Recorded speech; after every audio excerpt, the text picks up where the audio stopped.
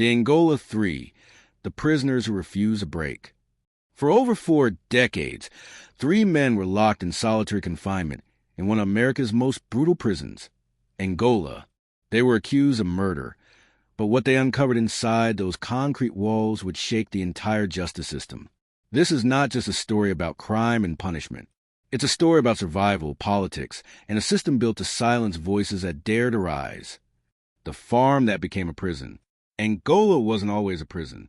Before concrete walls and guard towers, it was a slave plantation. Tens of thousands of acres named after the African homeland of the enslaved people who worked it. When slavery was abolished, Louisiana simply reinvented it. Convict leasing filled the fields with new laborers, mostly black men, arrested under vagrancy laws and forced to work the same land their ancestors once tilled.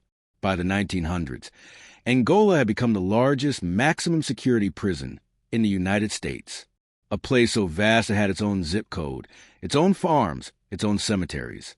They called it the farm. But for those inside, it was a plantation reborn, chains, sweat, and endless fields of sugarcane. In the 1960s, the civil rights movement reached Angola's gates, and among the men sent there for robbery, murder, and petty crimes were 3 who would one day be known around the world: Robert King, Herman Wallace, and Albert Woodfix. They didn't meet as criminals. They met as revolutionaries. The birth of a brotherhood. In the chaos of 1971, Angola was a powder keg. The prison was segregated by race, ruled by gangs, and run by guards who turned a blind eye to violence. Men were stabbed for their shoes. Women were brought in and raped as payment. And every night, the screams echoed through the cell blocks. Herman Wallace and Albert Woodfix were sent there in that same year. Both had been convicted of armed robbery. Both arrived defiant. But something inside them had already changed. In New Orleans Parish Prison, before Angola, they'd encountered members of the Black Panther Party, activists who believed in self-defense, community solidarity, and resistance against systemic oppression. Inside Angola, they began to organize. They started teaching literacy, running small study groups, demanding better food, medical care, and an end to sexual violence. To the administration, this was rebellion. To the men inside, it was revolution. That's when Angola's system pushed back. Hard. The murder that changed everything. April 17, 1972. A young corrections officer named Brent Miller, just 23 years old, was found stabbed to death inside a cell block. His blood trailed across the tier floors, his body surrounded by chaos. Within hours, investigators pointed to 2 names, Wallace and Woodfix. The evidence? Nearly non-existent. No fingerprints. No weapon. But they were black, they were Panthers, and they were loud. Officials called them dangerous agitators. Within days, they were pulled from general population and thrown into closed cell restriction, solitary confinement. And they would remain there for decades. Robert King joins the fight. Robert King entered Angola soon after. He wasn't part of the murder case, but after he began organizing with Wallace and Woodfix, the system made him part of it. They locked him in solitary too, accused of a separate prison killing that would later be overturned. Inside those 6 by 9 cells, the 3 men became a symbol. They shared notes through vents, tapped messages through walls, and survived on hope. For them, solitary wasn't just punishment. It was a message. You'll die here before we let your ideas spread. But the Angola Three didn't break. They started documenting everything. Guards' brutality, false reports, the racial segregation that officials denied existed. And slowly, their story began to leak out. The world begins to listen. By the 1990s, journalists, activists, and human rights lawyers began hearing whispers about 3 men buried alive in Louisiana. When photographs surfaced, showing small concrete cells with just a cot, a toilet, and a slit of light, people were horrified. Amnesty International called the confinement cruel, inhuman, and degrading. But Angola's warden, Burl Kane, insisted they were still dangerous. He once told reporters, "Albert Woodfix is still trying to practice Black Pantherism, and I can't have that." Their release, it seemed, would require something stronger than evidence. It would take a movement, the long battle for justice. Years turned to decades. Robert King was the first to walk free. Released in 2001 after 29 years, his conviction overturned. He dedicated his life to freeing the other two. For Herman Wallace and Albert Woodfix, hope flickered between appeals and heartbreak. Courts ruled their trials unconstitutional, then reversed those rulings. Witnesses recanted. Key evidence vanished. Meanwhile, both men aged in isolation. Herman developed liver cancer. Albert fought depression and despair. But through letters, they never stopped writing about freedom. Not just for themselves, but for every man still buried in a box. Their words spread online. Celebrities, politicians, and human rights groups joined the cause. After 41 years, a federal judge finally ordered Wallace's release. He walked free in 2013 and died 3 days later. Albert Woodfix would remain the last man standing, the last man in the cell. By 2014, Albert Woodfix had been in solitary confinement for over 42 years, the longest of any prisoner in American history. He had watched 2 generations of inmates come and go. Guards he once knew had retired, died, or forgotten his name. Yet the walls around him never changed. His cell measured 6 feet wide and 9 feet long. Inside, a metal bunk, a steel sink, a slit window too high to see out of, and a fluorescent bulb that never truly went dark. He ate all his meals there, slept there, exercised there, pacing in circles for hours, counting each step like a mantra. He once told a reporter, "I haven't touched another human being in years, not even a handshake." Every day, he fought to keep his mind from slipping into madness. He read philosophy, Fanon, Marx, Baldwin, and wrote letters by hand that took months to leave the prison walls. He said the hardest part wasn't the loneliness. It was knowing the world had moved on without him. Men he'd mentored were now grandfathers. The country outside had cell phones, presidents who looked like him, protests that echoed his own, yet he was still frozen in 1972, still waiting to be heard. The walls of eyes. Angola's prison administration called it closed cell restriction. But for those inside, it was something else, the dungeon. Each tier was lined with cells facing a concrete wall, so men couldn't even see one another. Communication came in whispers, carried through vents. Some scratch notes on the toilet paper, passing them along during showers. The guards learned to hate silence. If they caught a whisper, they'd blast radios outside the cells, gospel sermons, talk shows, white noise, anything to drown out the sound of connection. Woodfix once said, they wanted to control not just your body, but your thoughts. Some men went blind from lack of sunlight. Others developed rashes from the bleach water used to clean their cells. Many broke down completely, mutilating themselves or begging to be transferred to death row just to see another face. But Albert refused to surrender. Every morning, he stood at the bars and repeated a phrase, "I am a free man. They just haven't released me yet." Even his jailers began to fear him, not because he was violent, but because he wouldn't break. Letters from the outside. By the 2000s, Woodfix had become a legend to human rights groups around the world. Writers, lawyers, and activists sent him thousands of letters, sometimes addressed simply to the last Panther, Angola prison. Each letter was a lifeline, proof that someone out there still cared. A woman named Tori Pegram, a campaign coordinator from Amnesty International, visited him and described the experience as like speaking through a glass wall of time. When journalists asked Woodfix what kept him sane, he said, "Hope. Hope and anger, the right kind of anger." He dreamed of sunlight on his skin, of walking through a park, of hearing children laugh without hearing steel doors slam behind them. He wrote back to almost everyone who reached out, even strangers. Some of those letters became part of his memoir years later. Pages filled with careful handwriting, signed in solidarity, Albert. The state fights back. But Louisiana wasn't ready to let him go. Despite multiple federal rulings overturning his conviction, citing racial bias, withheld evidence, and false witness testimony, the state kept refiling appeals. Warden Burrow Kane made his stance clear. He still believes what he believed back then. He's still a Black Panther. That makes him dangerous. Woodfix's lawyers argued that his continued confinement was purely political. Each hearing became a test not just of law, but of conscience. By now, Woodfix was in his late 60s. His body was frail, but his voice was sharper than ever. In one court appearance, he looked the judge straight in the eye and said, "You can cage my body, but not my mind." It became the rallying cry for thousands who joined the hashtag Free Albert Woodfix campaign online. Even former Angola guards quietly admitted that keeping him locked up no longer made sense. Yet the system, the same one that began on a slave plantation, refused to yield easily.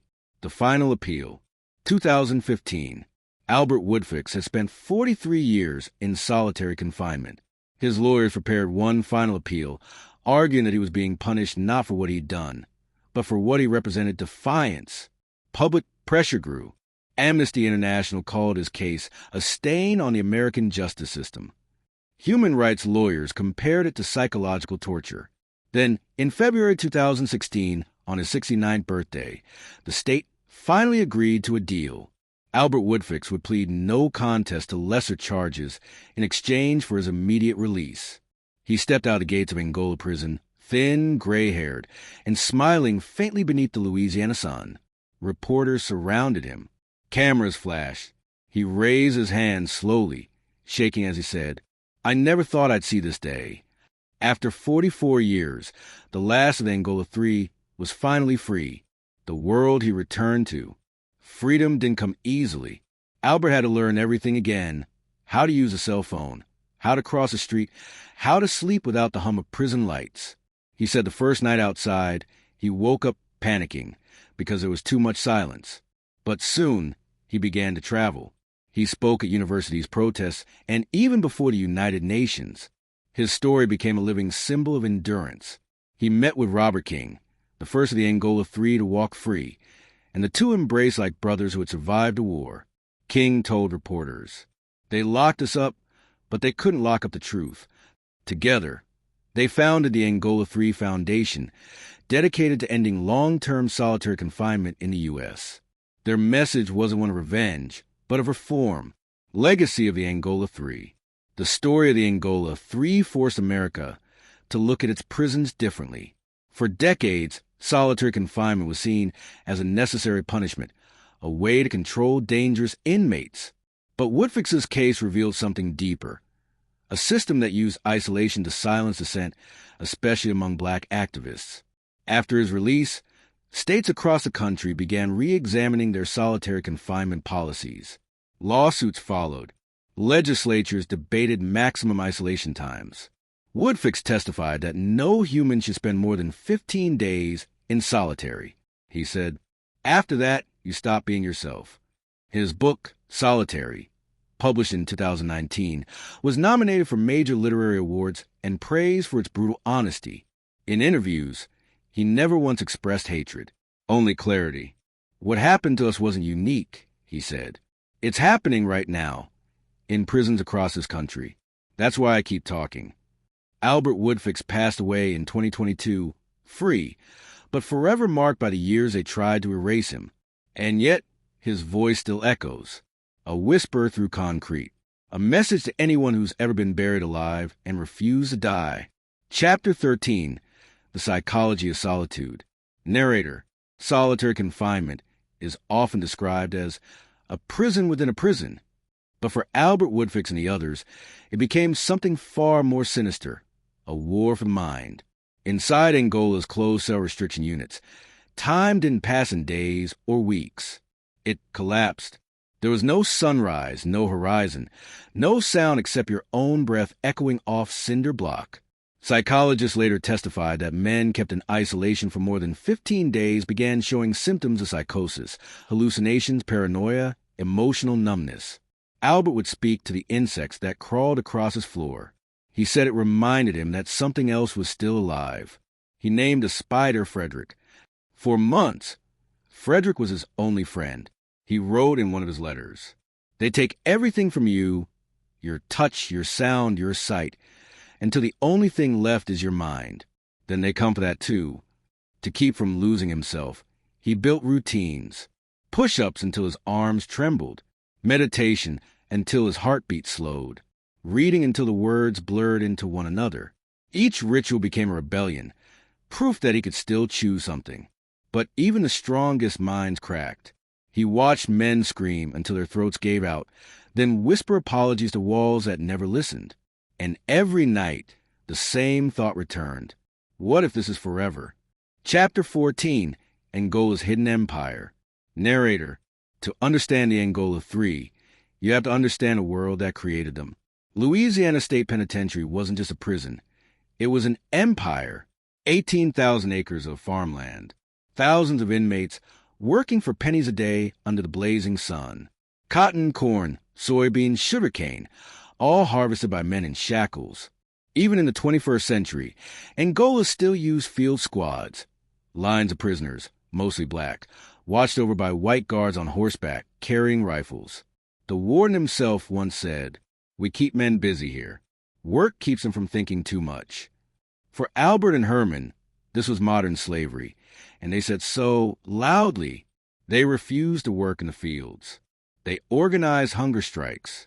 They filed lawsuits against guards for brutality and corruption.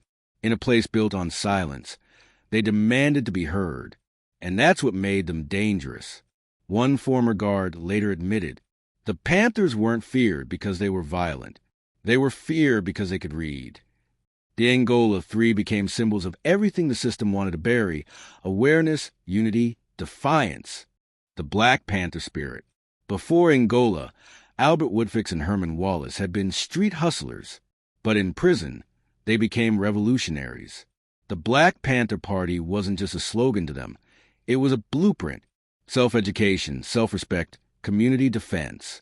They began teaching fellow inmates to read, to understand their rights, to write grievances. They refused to use racial slurs, refused to let violence divide them. In a place where hatred was currency, they built solidarity. Their motto was simple: all power to the people, even behind bars. That terrified the authorities.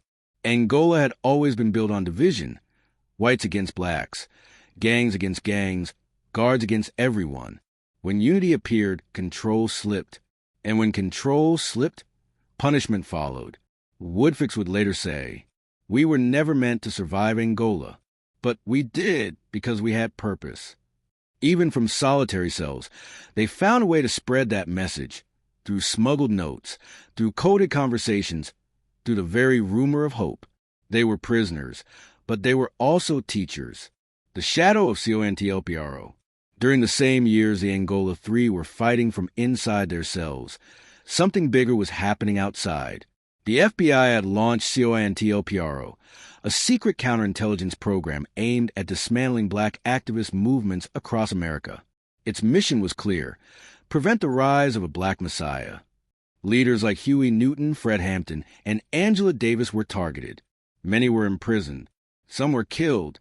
Inside Angola, the pattern was unmistakable. The three men were not just prisoners. They were symbols of defiance that the state wanted erased. Documents later revealed that Angola officials had ties with local law enforcement and political networks determined to crush any remnants of Panther ideology. The murder case that put them in solitary was riddled with contradictions. Witnesses bribed, evidence missing, juries all white. It wasn't about guilt. It was about containment. They didn't just want the Angola 3 imprisoned. They wanted their ideas imprisoned. But history would not cooperate. The movement spreads. By the late 2000s, social media had begun to awaken a new generation. Documentaries like In the Land of the Free and Angola, The Farm, circulated online. Clips of Woodfix's story went viral. His face gaunt, but his eyes burning with life. Celebrities like Harry Belafonte, Angela Davis, and Samuel L. Jackson spoke out. News outlets from The Guardian to Al Jazeera began covering the case. Even lawmakers in Europe demanded answers. Why was the United States still keeping a man in solitary confinement for over 40 years? Hashtags appeared. Hashtag Free the Angola 3. Hashtag Justice for Albert Woodfix. Marches formed outside Louisiana courthouses. Crowds held candles, chanting the same words Woodfix had written decades earlier. We are the evidence that injustice still breathes. The pressure became impossible to ignore. It was proof that even from a 6x9 cell, a man's voice could shake the walls of power. Freedom and reflection. When Albert finally stepped out of Angola in 2016, it wasn't victory he felt. It was disbelief. He walked slowly, almost cautiously, as if freedom were another trap. Reporters asked what he wanted to do first. He said, "I want to feel the rain without looking through bars." He spent his first meal at a friend's home, red beans and rice, cornbread, and a glass of sweet tea. He said it tasted like sunlight. But even freedom carried its own kind of prison. Crowds, noise, open spaces, they all terrified him. He would flinch when someone touched his shoulder.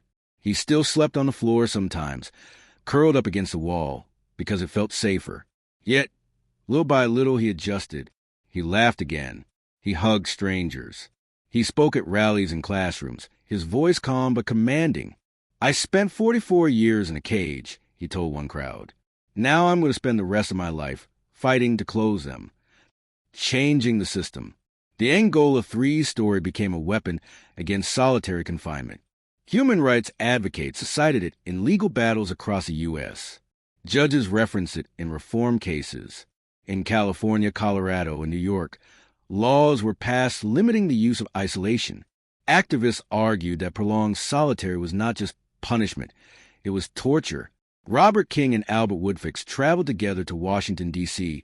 to meet with lawmakers. They sat in small rooms filled with senators and prison officials, men who once would have ignored them. Now they were the experts. King leaned forward and said, "You can't fix a system that's built to break people. You have to rebuild it from the ground up." They spoke for every inmate whose name would never make the news, the forgotten voices echoing through America's concrete corridors. Their survival became evidence. Their pain became testimony. Their endurance became law. The final words. In 2022, Albert Woodfix passed away at the age of 75. He was surrounded by friends, by freedom, and by the echoes of a lifetime spent fighting for justice. Robert King said at his memorial, "They tried to bury us. They didn't know we were seeds." Today at Angola, the fields still stretch for miles. But the story of the 3 men who refused a break is now written into history. Their names whispered by prisoners who still dream of sunlight. The Angola 3 are gone, but their message remains carved into every steel door and echoing hallway. Human beings can be confined, but truth cannot. The echo that never died. They call them criminals. They call them killers. But history would call them something else. The men who refused to disappear. Herman Wallace died free, with his head held high. Robert King turned his pain into a mission, to free those still buried alive. And Albert Woodfix, the last to walk out of Angola, spent his final years teaching the world what endurance really means. He once said, "They could confine my body, but they could never imprison my soul." And maybe that's what scares the system most. Not rebellion, not violence, but the strength of a man who endures without breaking. Because somewhere in every prison, there's another voice whispering through steel bars. "I am a free man. They just haven't released me yet." Music rises, a slow, haunting mix of strings and distant thunder. The camera pans over the fields of Angola at sunset, rows of cotton sway in the wind where men once toiled. A silhouette stands alone by the fence, the orange sky burning behind him. This story is not over, because until the walls come down, the fight continues. They spend decades in solitary, but their voices still echo beyond the walls of Angola. If you believe stories like this should never be forgotten, hit that like button, subscribe, and share this video to keep their legacy alive. This is Blood and Justice, where every story leaves a mark.